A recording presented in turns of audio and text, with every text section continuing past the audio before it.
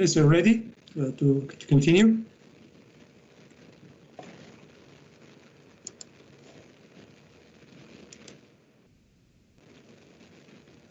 So the next subject is really disk and volume management.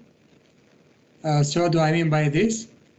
I mean installing a second disk and learn how to create new partitions, new volume on the second disk and use those volumes.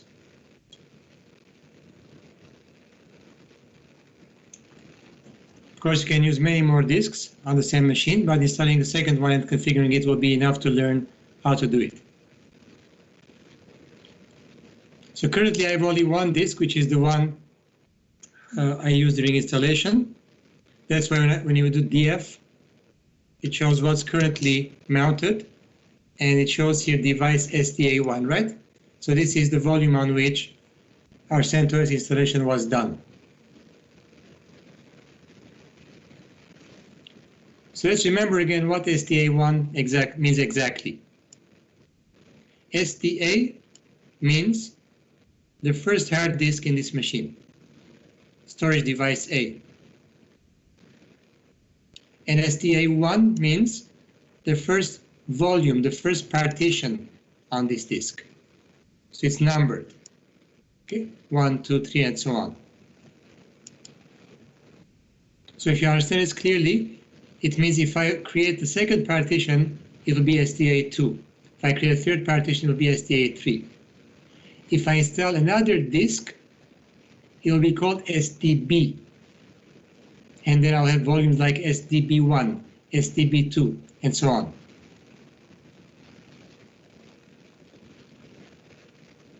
All right? So that's what I'm about to do now. Install a second disk and show how to create and use volumes on it.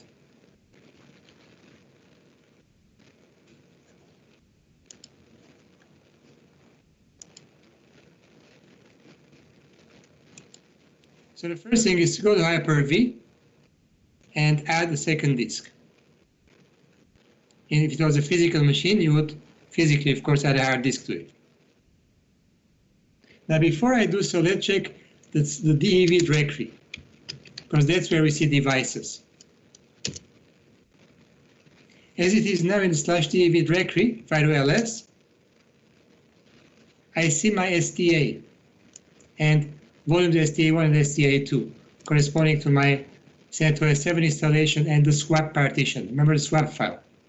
That's SDA2 right now. So that's it. I don't have any hard disks as it is. And now I'll go to Hyper-V.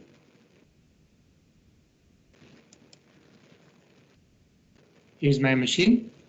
Now you don't have to add a new disk there. It's not necessary to turn off the machine, because when you go to settings there,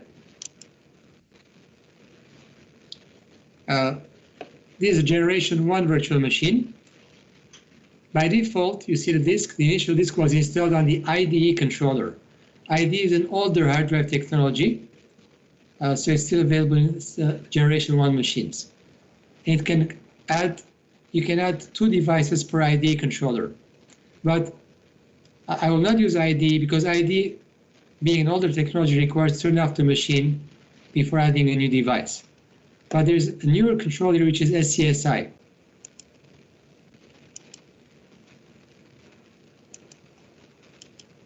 All right.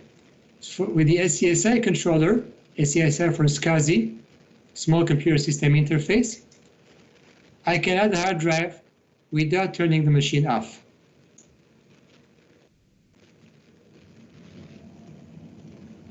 So add.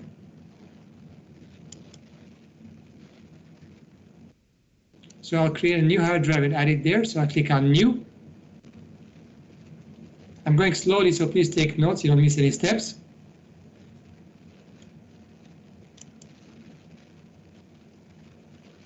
So VHDX is a default. It's basically about the size.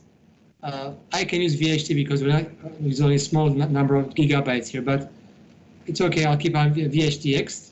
It's the more recent version of it. So next. Dynamically expanding, it's a default again, that's fine.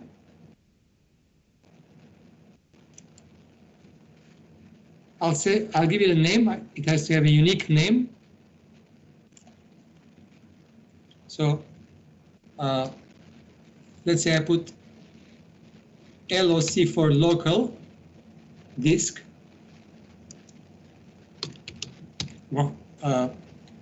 One. Any name would do, doesn't matter. But it's a good idea to save in the same location as the virtual machine. So I'll browse.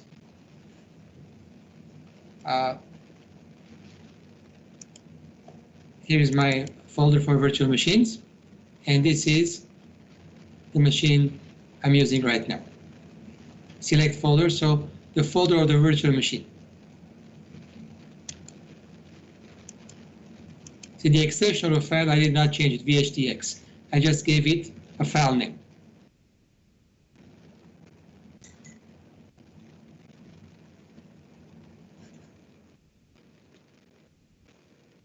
Next again, for the size, I don't want to use all remaining space. We don't need this much. So the idea is to learn how to use the disk.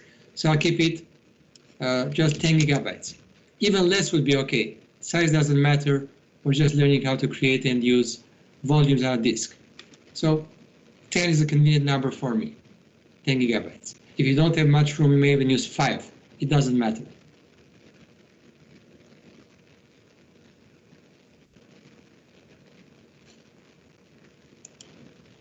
So here's the summary.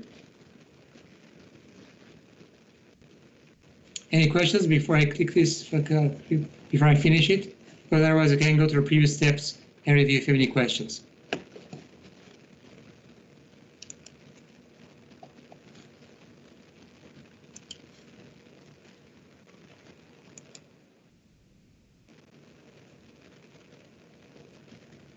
All right, so finish. So I just added my disk here. If I apply, it will appear as a normal disk.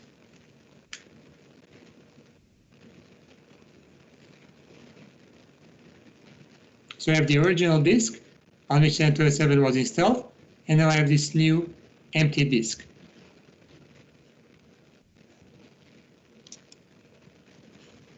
And now going back to my virtual machine, I will check again the contents of this DEV directory.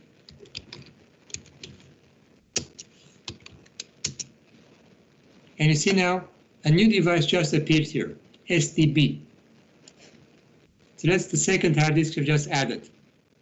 It has no volumes yet. See, STA has STA1, STA2, which were created during installation. STB is empty, nothing has been on it yet. It's just a new, fresh disk I've added. So my next task will be to create volumes on it. But at this point, when you do this procedure, you must see STB in this directory. If you don't, it means something went wrong and it wasn't appropriate in Hyper-V maybe. So the system detected the new disk.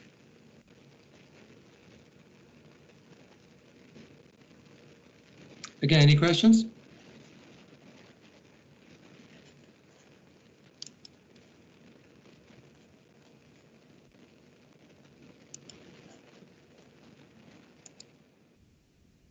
All right, so now time to see how to create volumes. At the same time, you have the lecture notes here.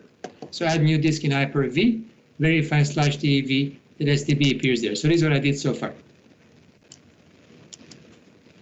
And now to start creating partitions or volumes, we will use the fdisk command, which is a classical command in Linux there for hard drive partitioning. So fdisk. Now, this is not a very user-friendly command, okay? So more than ever, take good notes, because if you do something wrong there, not only it will not work, you may damage your system. So the way to use this is by typing fdisk, and then you put the name of the device. So in this case, it will be /dev/stb.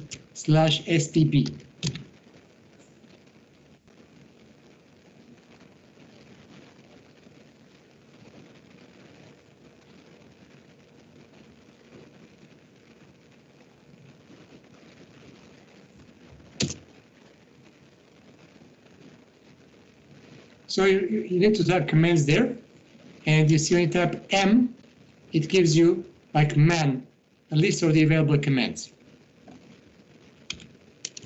As you can see, every command is just a single character.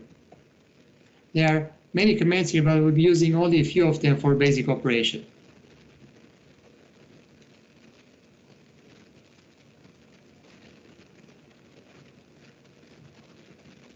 And the first thing I will do is the p command. P displays the existing partition table. As it is now, there are no partitions. It's a fresh disk, it's empty. So there are no volumes on it. So I'll start creating volumes. And see also the size of the disk here, which is about 10 gigabytes. Why 10.7? Well, you know, a gigabyte is 1024 megabytes, 1012, which is 1024 kilobytes, and so on. So there's an approximate number given here. Maybe they calculate the number of bytes and not gigabytes here, okay? So it's about 10 gigabytes.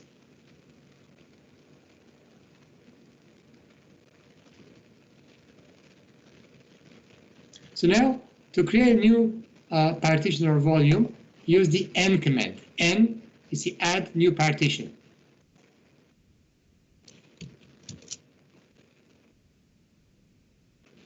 And now, here we need to do some additional explanations. What kind of partitions are available to, what can you create on a Linux machine? So I'll go to another diagram for that. Is Paint running right now? Yes.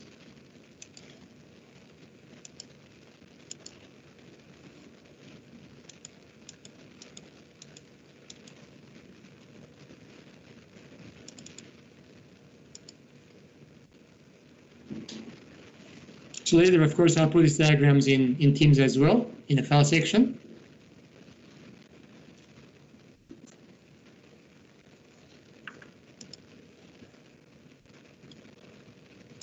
So, what do we see here? Well, overall, you can have up to 4 big divisions here, 4, let's say, big volumes.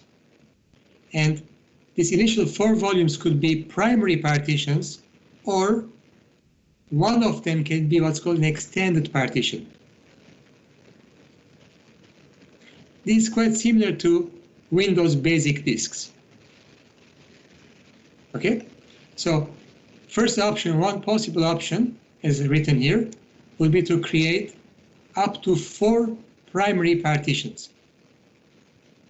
Up to. See, nothing wrong if you create only one primary and give it the entire disk space there. That would work. But you may create up to 4 primary partitions. The second, more common option is to create up to 3 primary partitions plus 1 extended partition. You can create only 1 extended partition. And this is the option I'm showing here. See, P1, P2, P3 are meant to be 3 primary partitions. And then the rest of my disk, the remaining space, is to be used for an extended partition. Now, what is an extended partition? By itself, an extended partition cannot be used directly.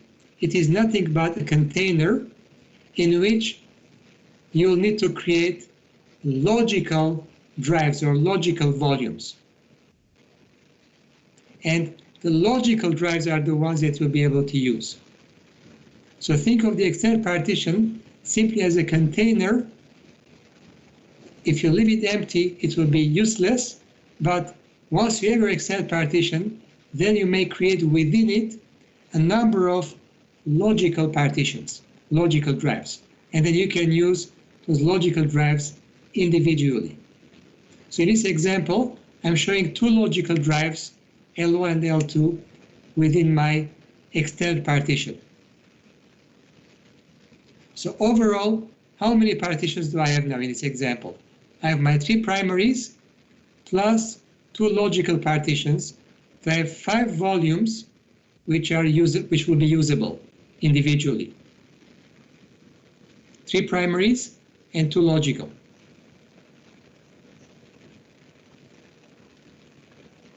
So I'll pause for a few seconds here, look at this, take notes, and let me know if you have any questions.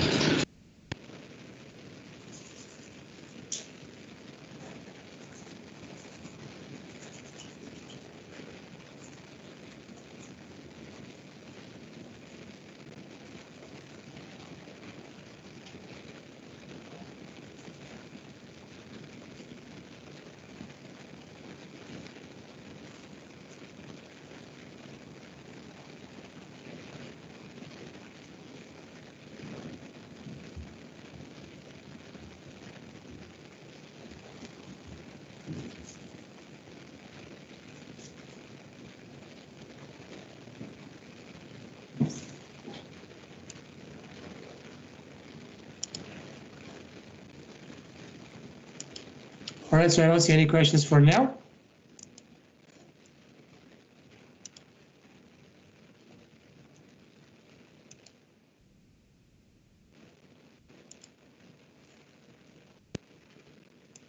So let's continue then. So now I'll implement exactly what I'm showing in this diagram.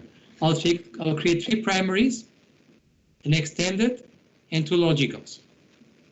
What's the difference between primaries and logical graphs? Well, they're mostly the same. Each one is an individual volume in which you can save data or even install operating systems.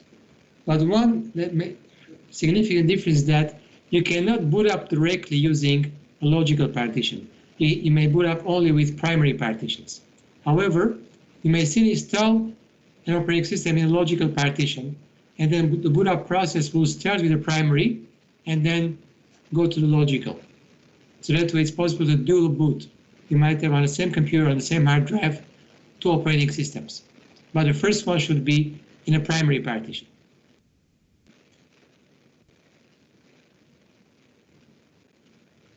All right, so let's get into it. Let's start. So here we go. I tapped N within fdisk to create my new partition. This was before I started explaining the diagram.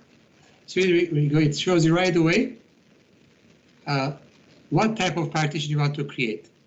P for primary, E for extended, and initially default for the first partition is for primary. So if I just press enter here, it'll assume I mean P, primary. And then the partition number, again, default is 1. You see it gives from 1 to 4, because as I explained earlier, you can have up to 4 initial divisions. But then within the extended, you can have more partitions that we'll see. So if I press enter, it will assume 1, the first primary partition. Now, first sector. Sectors are physical divisions on a hard disk. A hard disk is divided into what's called sectors. And typically, as shown here, each sector is made of 512 bytes. So the important thing here is that it's asking you what sector would you like to start from to create this particular partition. And the best thing is just press enter, because it will just pick the first available sector. So I'll press enter.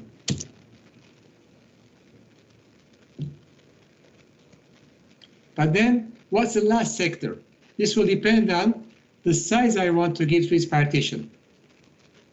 So there's a user-friendly, instead of typing a sector number here, you can put the size. So let's say I want to make a 2 gig partition. I have 10 gigs, so I'll make a 2 gig partition here. So I'll put +2, as shown here in the size, +2G for gigabytes. It can be in kilobytes, megabytes, or gigabytes. So it says partition 1 set with 2 gigabytes of the size.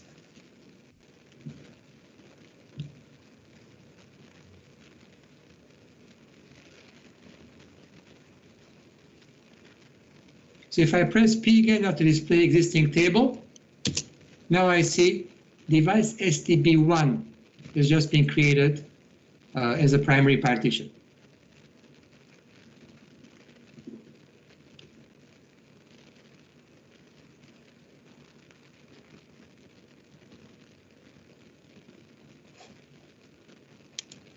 No questions yet?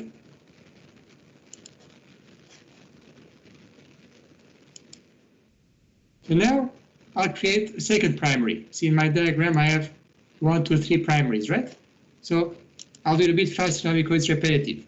So create a second primary. I'll tap N again to create a new partition. So again, default is still primary.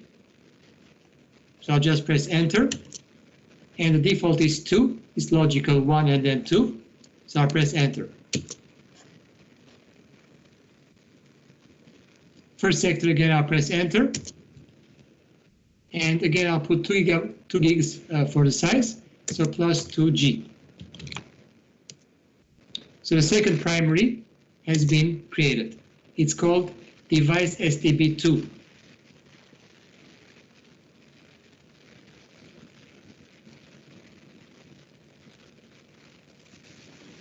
So I've created 2 primaries. Exactly the information here. 2 gigs for each, STB1, STB2.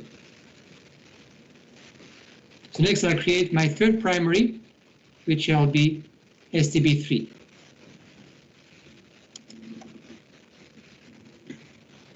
So N again, default still primary. Number 3 is the default, so I press enter. First sector I press enter. And for the last sector again, I'll put plus 2G. First 2 gig is just an example.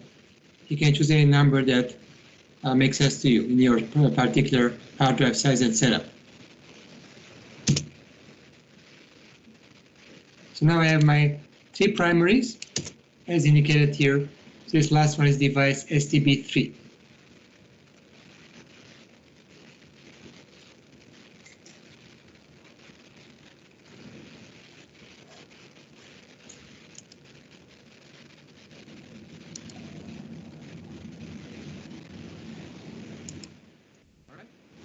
So now, what's my next partition? I may create a 4th primary, that would work. But if I do that, that will be it. There will be no more room for anything else.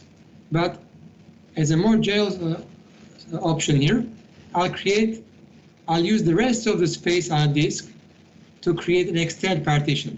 So my disk is 10 gigs. So far I've used 6 gigs. So for remaining 4 gigs, I'll create an extended partition. This gives me more flexibility because then within the extended partition, I may create additional logical volumes. So if I press N again, you see the system is following this default logic because now by default it's saying E, extended. If I really want another primary, I should press P. But otherwise I'll press enter. It will create an extended partition for me. And now, what size to give this partition? First sector, I'll press enter as usual. And now, when you create your extended partition, it's recommended to use all the remaining space. Because if you don't, any leftover space will be lost. Because once you create your extended, you will not be able to create a second extended.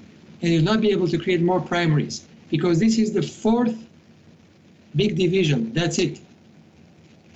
So I will press enter so that it will use all the remaining space. You see, 4 gigs. That's it. I have 2 plus 2 plus 2 plus 4. I've used now all my 10 gigs. So if I do P, it shows me now the extended partition, which is 4 gigs. See the size we see in the blocks here, 2, 2, 2, and then 4. Now, having said this, remember that the extended partition by itself cannot be used. It's only a container in which I will now create logical volumes. But by giving it all the remaining 4 gigs, I made sure that my container covers all the remaining space, so I don't lose anything.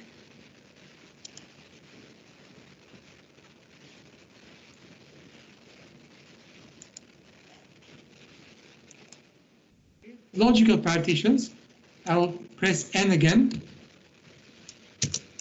And now you see, it's not asking me anymore what you want to do because there is no choice right now. The only choice left is to create logical partitions. So adding logical partition with number 5 now. So I'm at the point of creating my STB5, first logical partition. So first sector, enter. And now again, I'll use 2 gigs.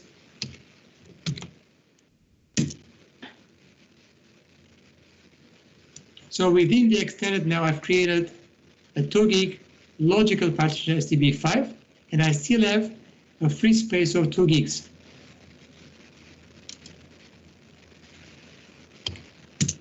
This is where I have right now.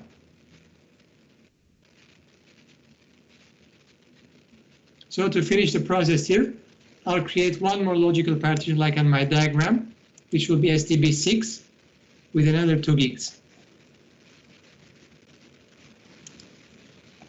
So N, first sector, enter. So if I use the remaining 2 gigs there, it will be all the remaining space. So I'll press enter, and that's it, 2 gigs. And at this point I've used all my hard drive space. I have 3 primaries, all 2 gigs each. Then within the extended, I have 2 logical drives with 2 gigs each.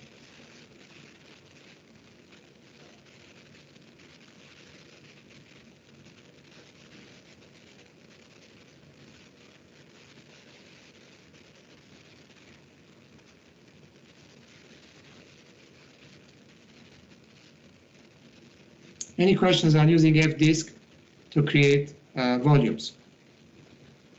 Or any question on the theory of it? Primary, extended, logical, anything not clear?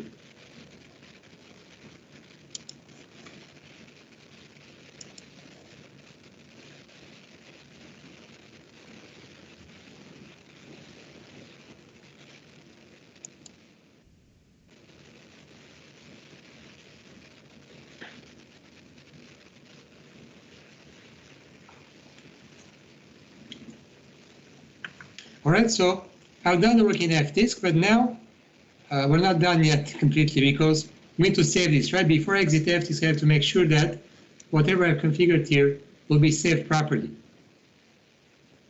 So one mistake to avoid is if you do it fast, you may tap Q to quit and press enter.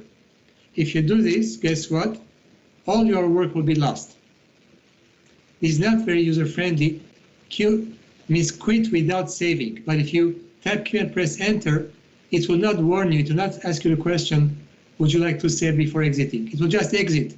It will not save anything. All right, so don't make that mistake. Unless you really want to exit without saving. Because maybe you made some changes, but you decide not to save them. So what you need to do is to use a W command. W will write the changes. It will save them. And then it will exit.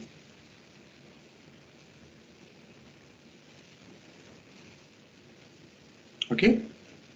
So W is to save and exit.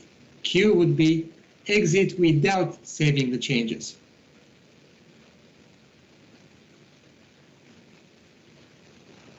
Now, depending on this use and depending on what you do, when you do W there, it may tell you that you need to reboot the machine.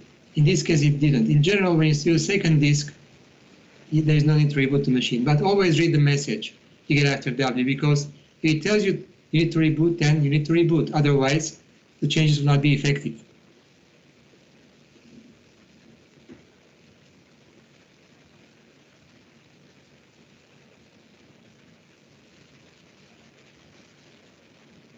All right, so I've completed the part on F-disk there.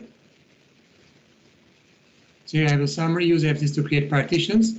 And the commands I've used here are P to check the table, N to create new partitions, and W to save and exit. Maybe one more thing I will show here. What about deleting a partition? That's an example of that.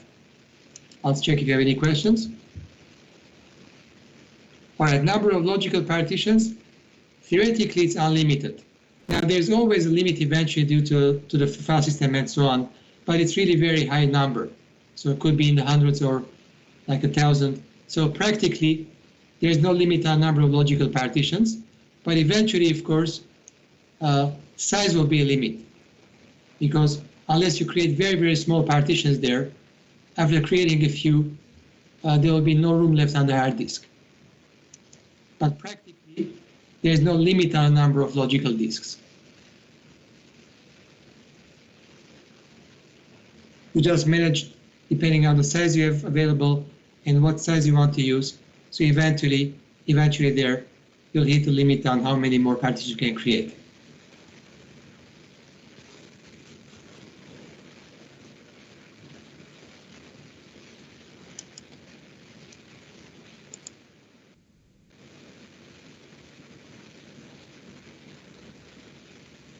All right. So let me show you how to delete a partition. It's simple, but I'll need to show an example. So I'll go back to fdisk. Here is the command. You see, when you do fdisk, never put a number after STB or whatever. Just put the name of the disk. The numbers are taken care of within fdisk. So my current table again is what I just saved. And let's say now I want to delete my last logical partition. So to delete, you just press D as the command.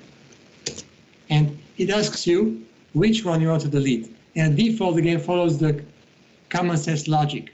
Normally, you'll delete the last one you've created, not something in the middle and create a whole. So unless you're disorganized, that's the way it should be. You should delete the last one you created. So if I press enter, it will default there, 6, and that's it, it's been deleted. So now I don't have the 6th, sorry, I just pressed N. All right. If I do Control C now, I'll exit. So you see it's not user friendly. So what I'll do, I'll recreate it. So number 6 logical partition. Again, last sector, I press enter to go to the end. So it's back now. So P to display a table, but I'll delete it again now. So D to delete, 6, so it's gone. If I do P again, see, it's not there anymore. It's been deleted.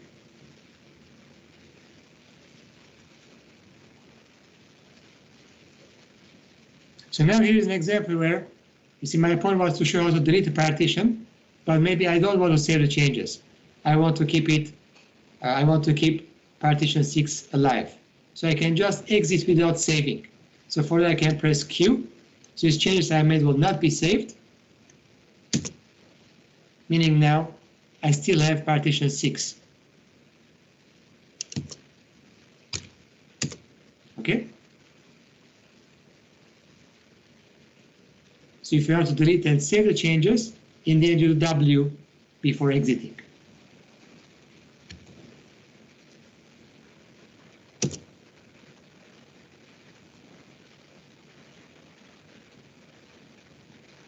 So it's okay to delete the partition. It's a D command. So I added the lecture notes there. D to delete. Also Q to exit without saving, and D to delete.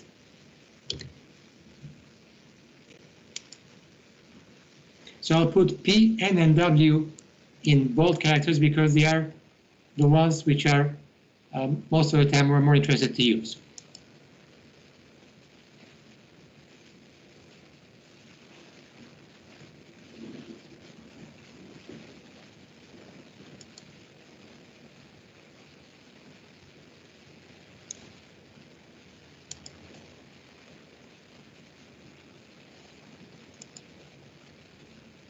All right, so with fdisk, you create your partitions, but they are not ready to be used yet.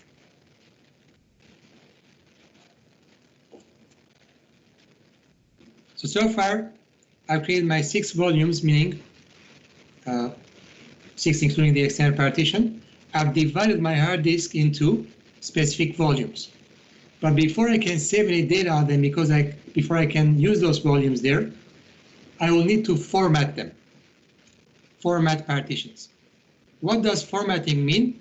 It means creating your file system.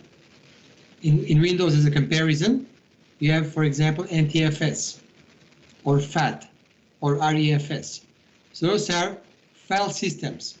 The file system defines the way in which a partition will save data and what features it may or may not support.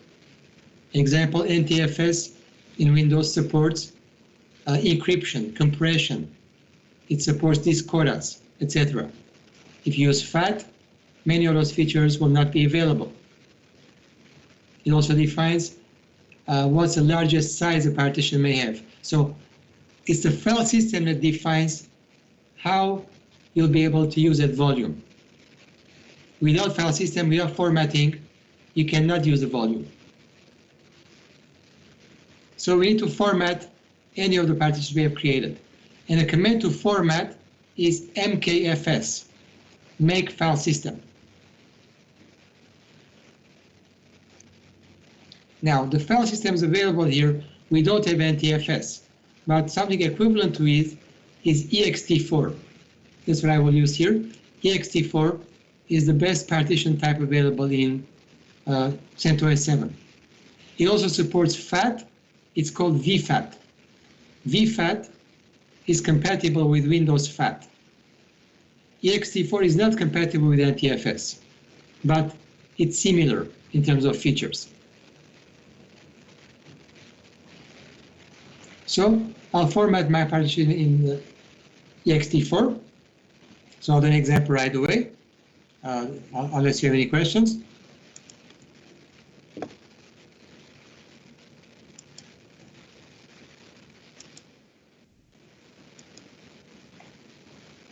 So I'll start by formatting STB1.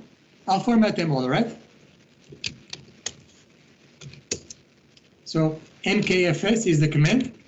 And you put dot, the file system by which you want to format, so ext4, and then space, the name of the volume, meaning device STB1.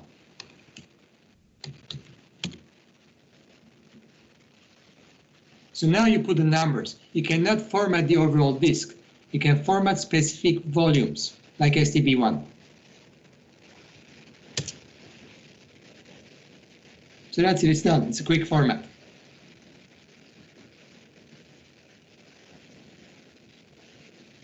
So take note of the command, and I'll repeat it for the other volumes.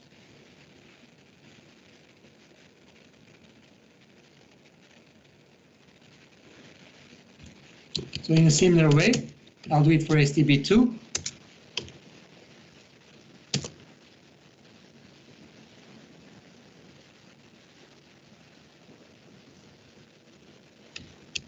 Then STB3, the third primary partition.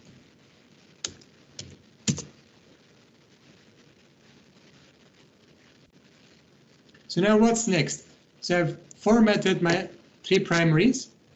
So I still have the extended and the two logical drives.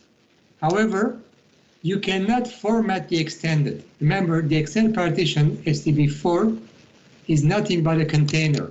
By itself, it cannot be formatted and used. So if you put STB4, I'll not even press enter, but if you do press enter, it'll give you an error message. You cannot format it. It makes no sense to try to format an external partition.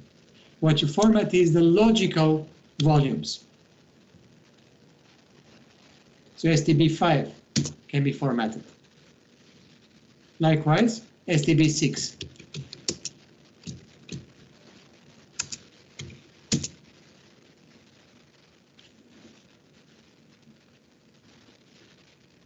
All right, so at this point I've formatted my three primaries and my two logical drives. Any questions on formatting? Here's again the last command.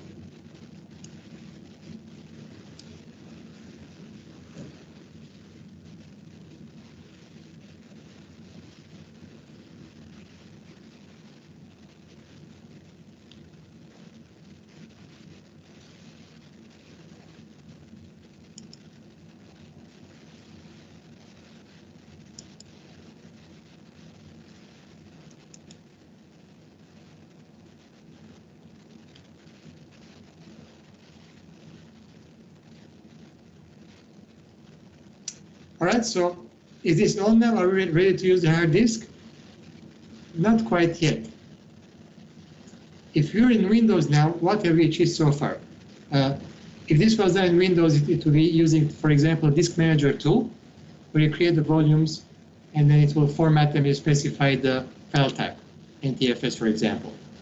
And then in Windows, typically, it will assign to it a drive letter, like E, F, or G, although there are other options in Windows too. But the most common way of doing it in Windows is as you format it, it will assign to it a drive letter.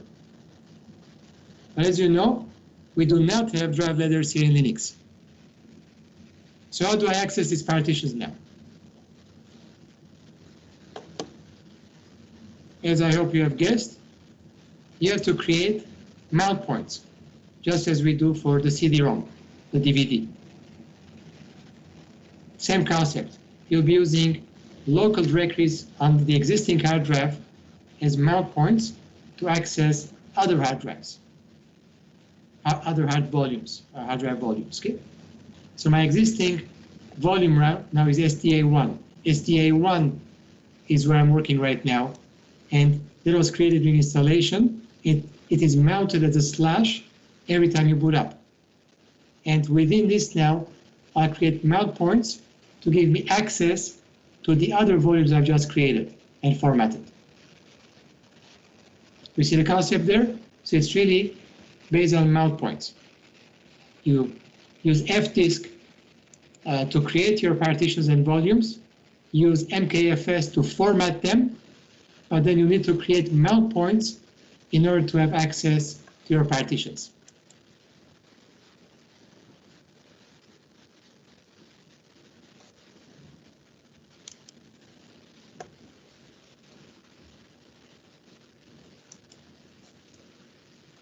No, the external partition cannot be formatted. Even if you try, if you were to try to run mkfs for the external partition, which is STB4, it will not work because it is not meant to be formatted. It is only meant to be a container in which you put your logical partitions. I closed my paint diagram for some reason. I'll open it again. Sorry.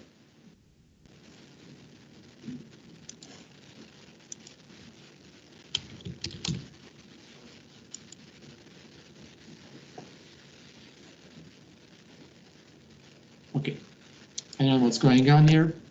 Here it is. So you see the external partition, I repeat, is only a container. You don't format it. It doesn't work. You cannot format it. You just put in fdisk, you create in it the logical drives, and you format and use the logical drives. The objective of the external partition is to give you additional partitions within the remaining space. Because you create a primary instead, that will be, you can have only 4 primaries. By creating an extended, we have the ability to create additional logical partitions within the extended. But you can format and use only the logical partitions.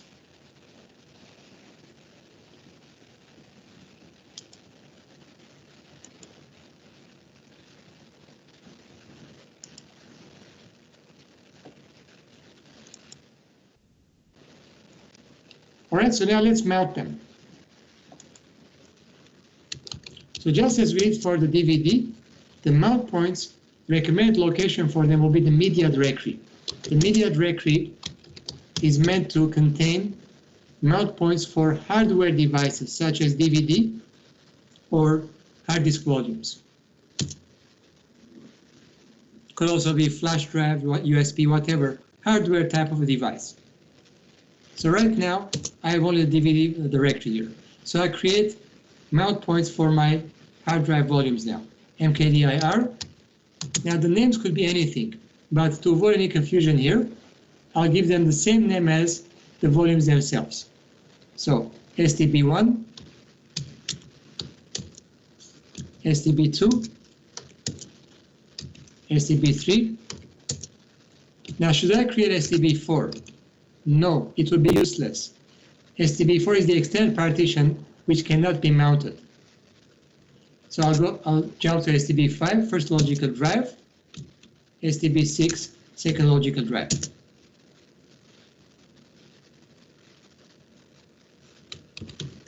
So now I got my mount points. But of course, as it is now, they are empty directories. They'll always be empty as such. But when I mount my volumes, these directories will give me access to the actual volumes on the hard disk. So let me do it. See, if I go to STB1 right now, it's empty, it doesn't show me anything. And now I'll mount it. Before you mount it, don't stay in that directory. You cannot mount or unmount something while you're in it. So the mount command will be similar to the DVD. So I'll do mount device STB1 into media STB1. So specify the device and then the mount point.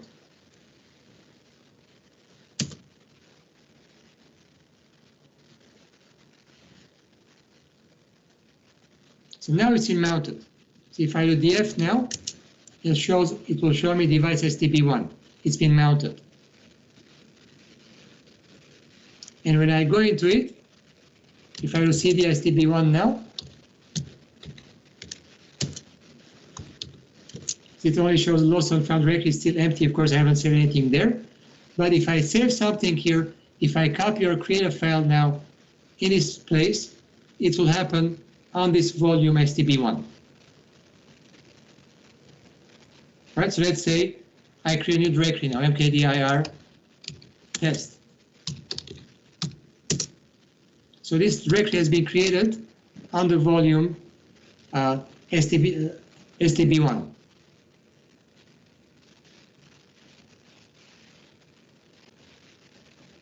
I can copy files, I can create files, etc. So this is the way to access a volume.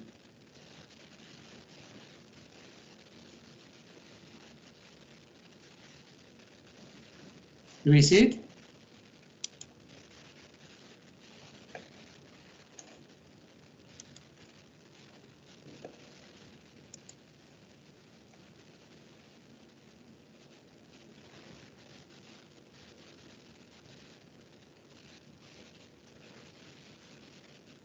Now, what if I unmount it?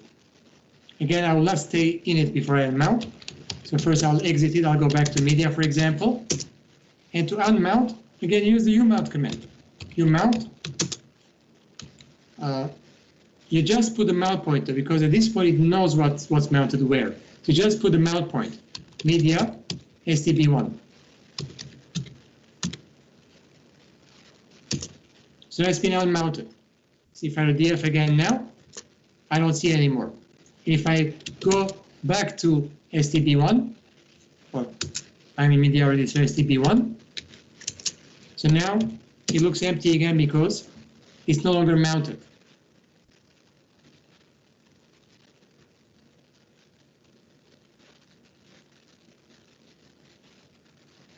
If I mount it again, just to complete the loop,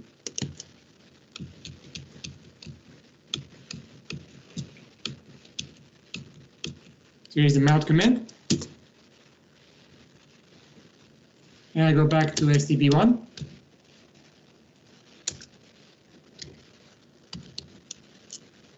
I see again the previous content, which is saved on that volume.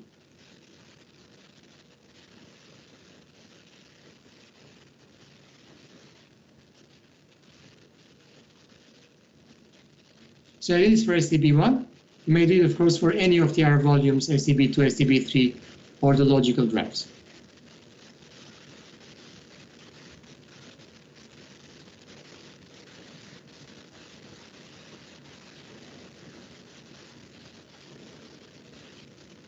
So I'll pause again here, any questions on managing the volumes. So here it is, mount partitions, creating mount points.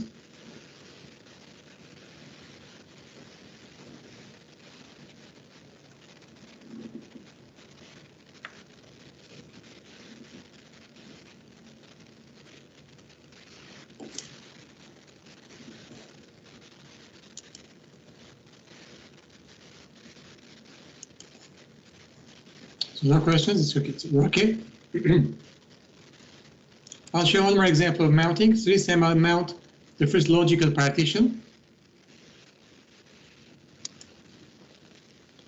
So STB5 is the mount point I've created earlier. So I'll do mount device STB5 media STB5.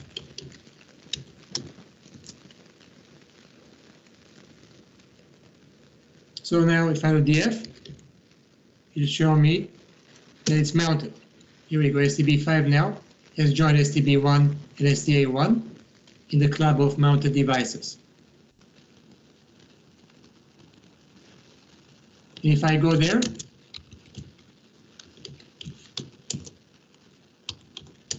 so now this gives me access to the STB5 volume, the first logical drive. I may, just as I did for STB1, I may create or save and eventually read back data on this volume.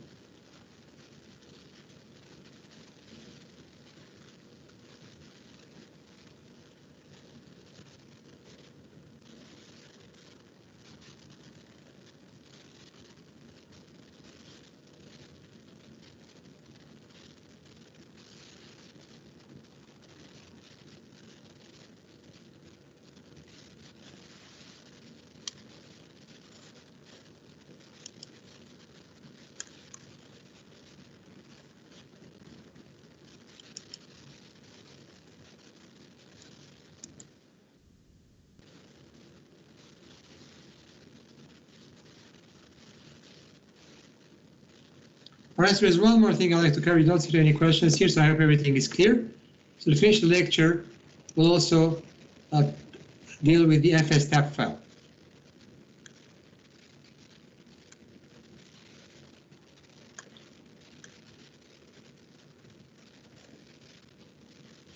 And by the way, what we're doing here, I mean, in this module now is adding one more disk. See, in Hyper-V I added only one disk, right? But once you get the idea, you may also add more disks. If you need if you need additional disks, then the same way, you may add more disks here and manage them the same way. In fact, later in the semester, in module 4, we'll do an example of a RAID system. We'll build a server, centralized server having RAID systems, and we'll need more disks. So then we'll use all these features and apply it to multiple disks. And then we'll go further by creating RAID systems. So for now, it's enough to learn how to do it with one disk only. I mean, adding a second disk to your virtual machine. So now let's finish it then with the FS-tab file. What's FS-tab? Well, the work I've done so far is when you mount your volumes there, DF shows that these two are now mounted, STB1 and STB5. But what would happen if I were to reboot my machine? I will not spend time in the lecture doing it now. You may do it in the afternoon. I can tell you that if I were to reboot right now, and then after rebooting, if I do DF again, they will not be mounted. So this is now temporary. It's only in this session. When I use the mount command, it doesn't remember it. When I reboot, I will need to mount them again. As long as I don't reboot, of course, they will stay mounted, unless I use the umount command to unmount it. But if I do reboot, it will not mount them back. Okay? So the mount command is good only in the current session without rebooting. But that may be seen as a problem, right? I mean, as an annoying thing, because what if I want to use these partitions on a regular basis? So that means that every time I reboot, I will need to manually mount them again. It can be done, of course, but it's a bit of, it consumes time and it's annoying. What if I forget mounting it, or, you know, it's annoying. So of course there is a way to make it automatic. Here's what we're looking at next. That's exactly what the fstab file is for. The etc fstab file is meant to specify what volumes you'd like to mount at boot time automatically. As you may guess, the main volume, the SDA1 volume where CentOS 7 has been installed, is already part of it. That's why every time we boot up, we're able to use Linux, because it mounts SDA1 automatically. But now I like my other volumes, let's say I like SDB1 to also be mounted at boot time.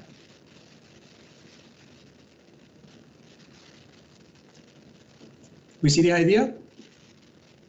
So as it is now, look, I've mounted SDB1 and SDB5 manually. But then what I'll do, I'll configure fstab in such a way that SDB1, I'll make it automatic.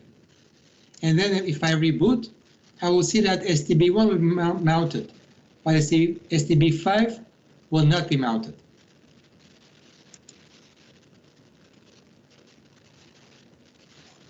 We're following?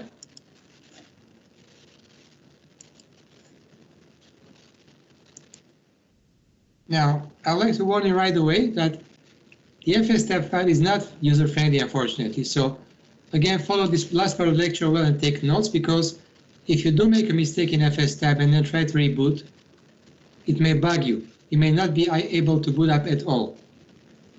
And we haven't seen yet how to troubleshoot and fix things at that level. All right? So please do your best to avoid mistakes in using fstab, because otherwise, in the short term, it may go as far as a need to reinstall your machine. So it's just a text file. I'll do nano etc fstab.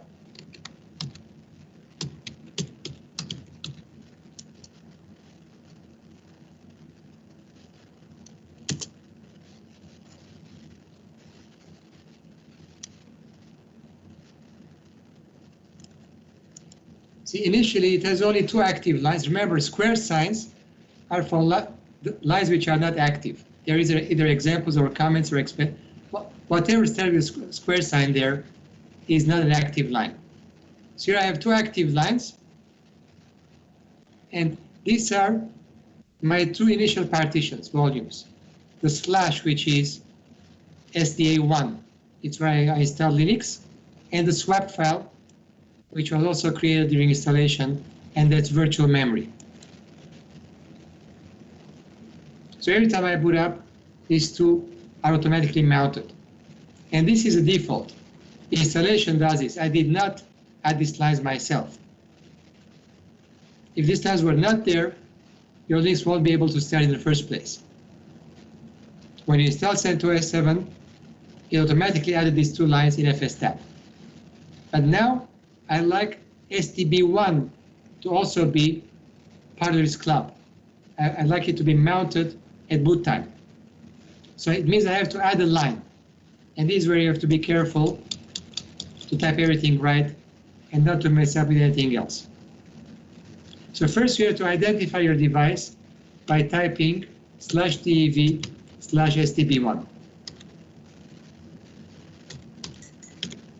Now, how does it compare to the existing lines?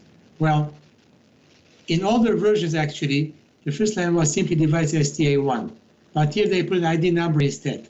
But nothing wrong, it's just an ID number the system uses here to identify SDA1. Likewise, it's an ID number to identify the swap partition. But when you type your partition names, you just type the actual name device SDB1. Then you type the mount point. Now, it does have to be aligned. You must leave at least one space. But to make it nicer visually, I will align it with the rest. So, /dev, the mount point media, SDB1.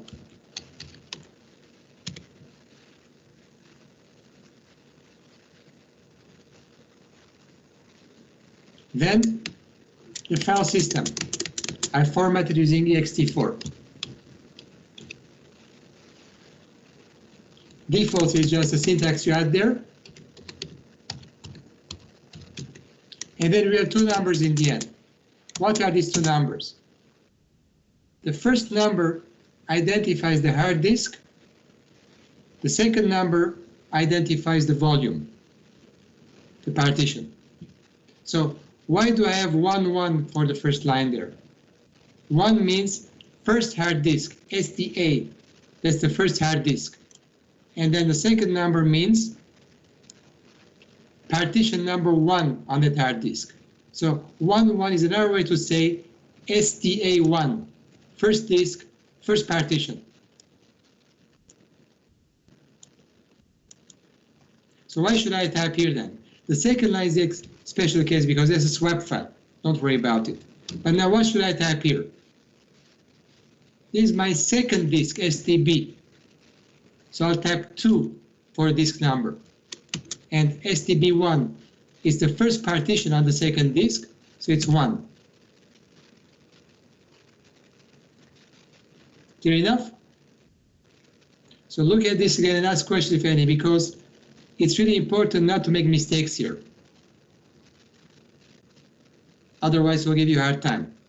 You might not even be able to fix it today, and you may need to reinstall the machine.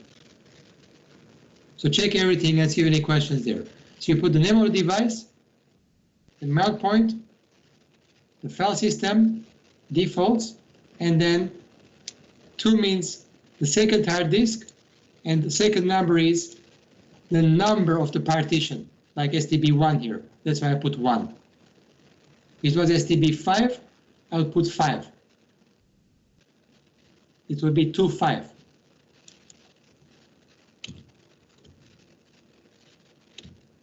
Everything has to be accurate on this line, and the syntax must be correct. Any questions before I save and reboot?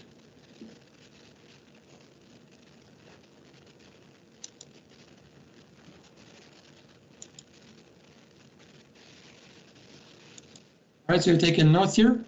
I'll wait a few more seconds.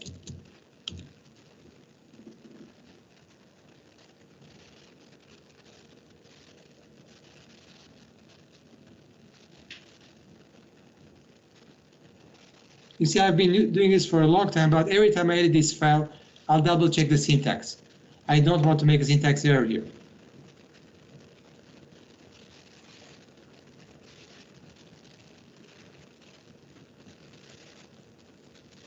So I'll save it now.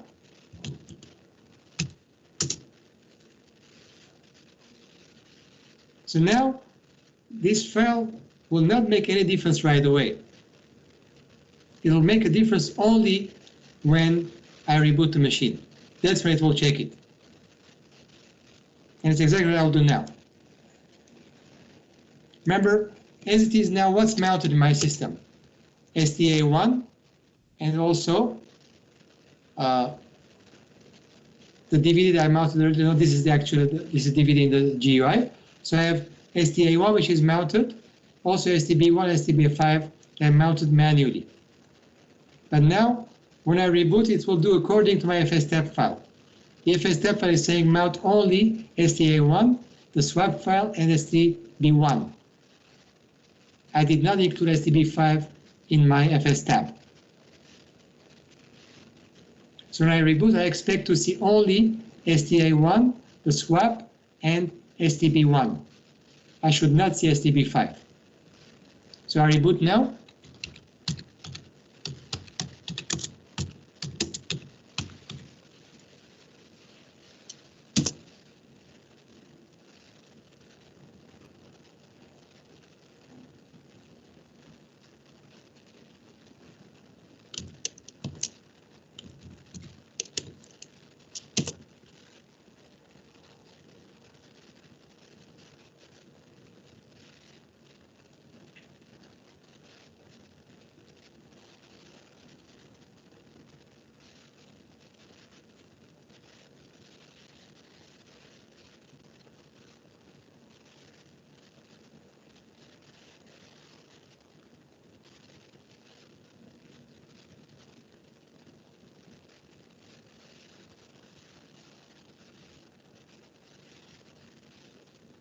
All right, so I'll log in as usual.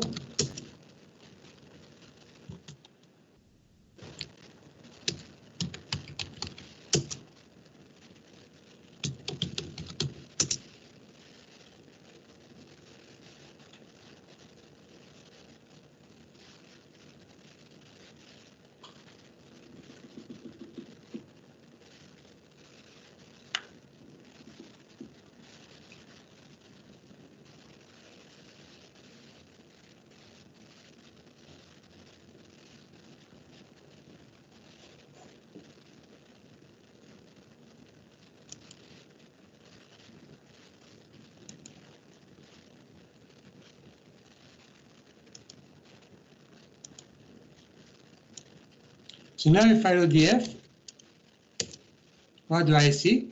STB1, of course, swap file information, and I see only STB1. I do not see STB5.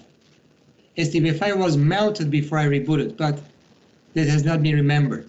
Why? Because in FSTAB, I did not include STB5. I included only STB1 as an additional line. So it did mount STB1, and that's it.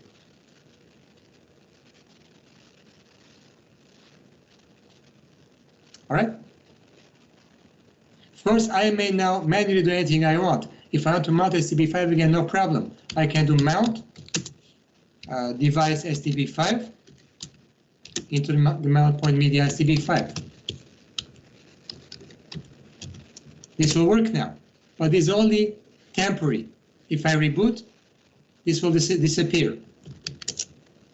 But what's in the FSTAB file will always be mounted at boot time.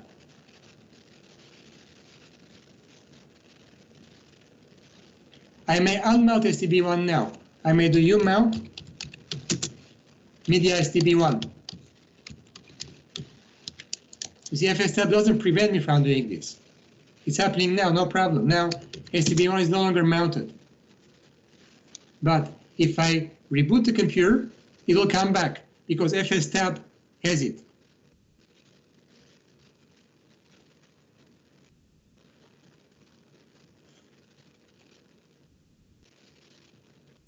So the mount or unmount commands you type here in the shell will affect what happens in the current session. But when you reboot, then FSTAB will dictate what will be mounted or not automatically. So I'll show again FSTAB in case you missed something, or if you have any questions.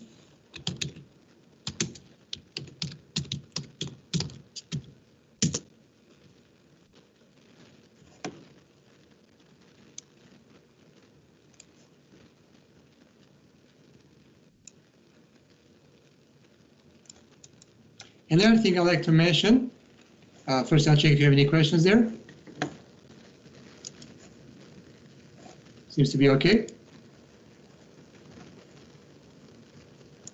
Now, what if later, let's say I delete the partition, let's say later on in 2 weeks, in a month, I decide to delete STB1.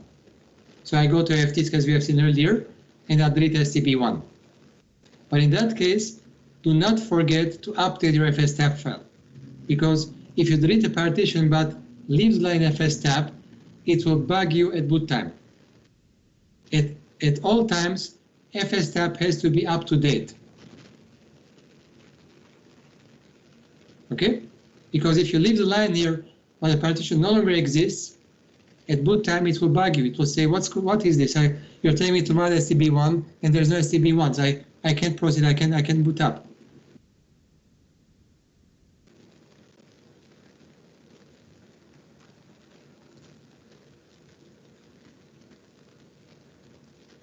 Okay.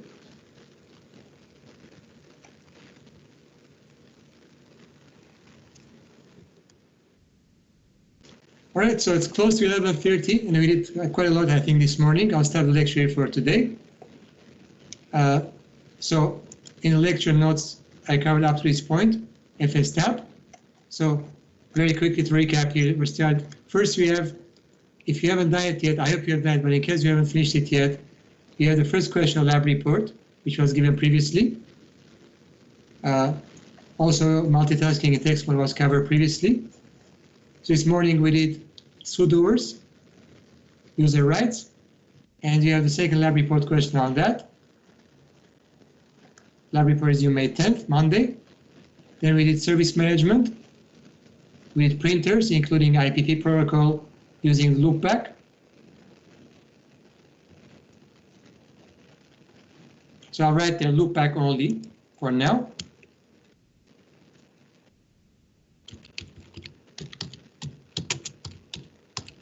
So that means the IP 127.0.0.1.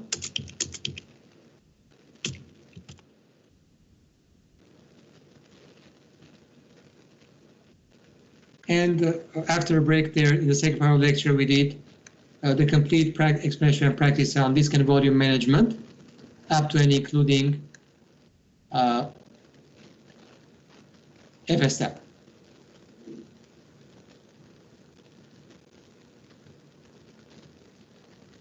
So tomorrow we'll do more practice on these volumes here, and we'll also do troubleshooting techniques in CentOS 7. Time permitting, I may do more stuff, but we'll see. But as a minimum, we'll do those things. More practice on volumes, and I'll cover 2 troubleshooting techniques.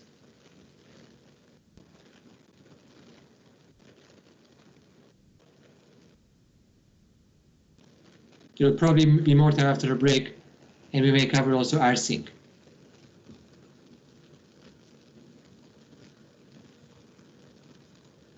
So before I finish the lecture, any questions here? As usual, I'll put the files later in a few minutes there in Teams there. So you have the updated lecture notes. Also put those diagrams on partitions, and also a diagram on IPP.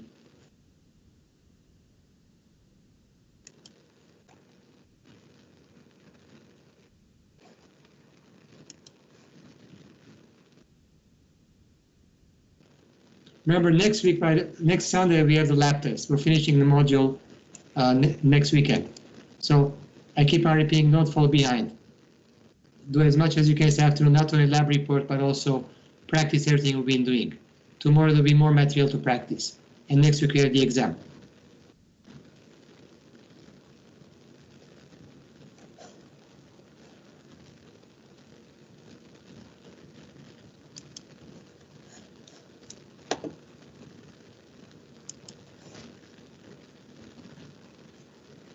Location of YP files. No, the exam is on Sunday. On Saturday next week, it will be a review session. There will be no new material. However, let's understand this, a review session does not mean me repeating all the past lectures. It's impossible anyway, won't have time for it. Review means you ask questions and I answer questions. And you'll have the lab time on Saturday next week to practice. Now, what do we mean by location of YP files? There is no location for YP files. Probably you refer to the lab report question there, which is to install YP bind or YP serve, right? And that's done through yum install. So if I go back to the lecture notes there,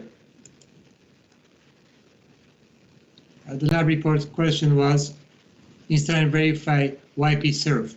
This is a yum install command. You're going to get the files from the internet by doing yum install. Okay? And then to check it, you do the RPM command, RPM minus Q. See, as it is now, if I go to my machine, if I do RPM minus Q YP serve, see, it's not installed. I think last week, whenever there was the last lecture, I installed YP bind. I did the full example on YP bind. But so then I gave you lab report question to repeat the procedure for YP serve, which is similar. So initially it will not be installed, but when you do the proper procedure and then you do yum install YP serve, it will download and install the package, and when you do again YP serve with minus Q there, it will tell you, just like I have for YP bind here, it will give you the version number. All right? So initially you show that it is not installed, you need the appropriate procedure to do yum install YP serve. You must be on the external switch online. And then when you come back to the internal switch and you do RPM minus Q YP serve, it will give you a response like this one.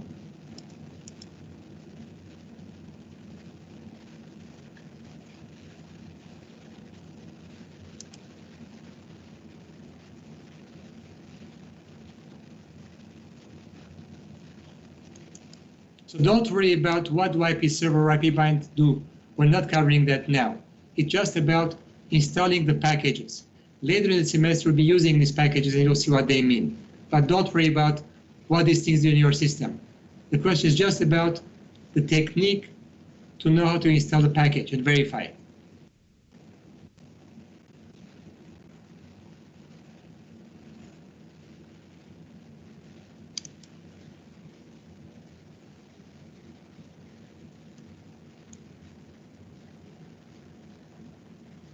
All right, any other questions?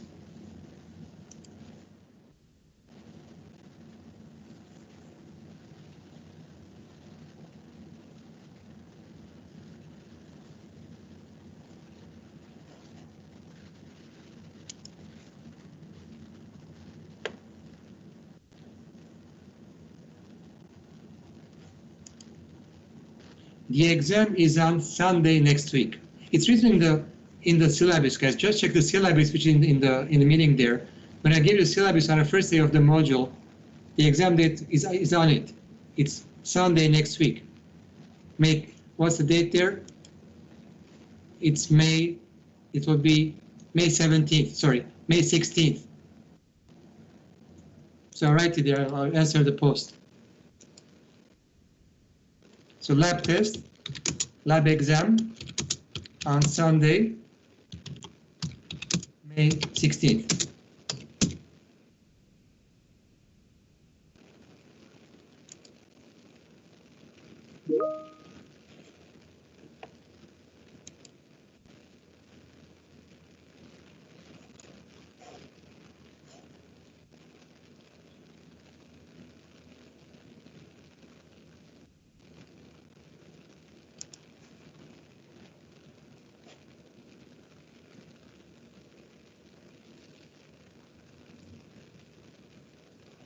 So of course, tomorrow actually, when I finish the lecture, I'll mention a few more things about the exam, the timing, etc.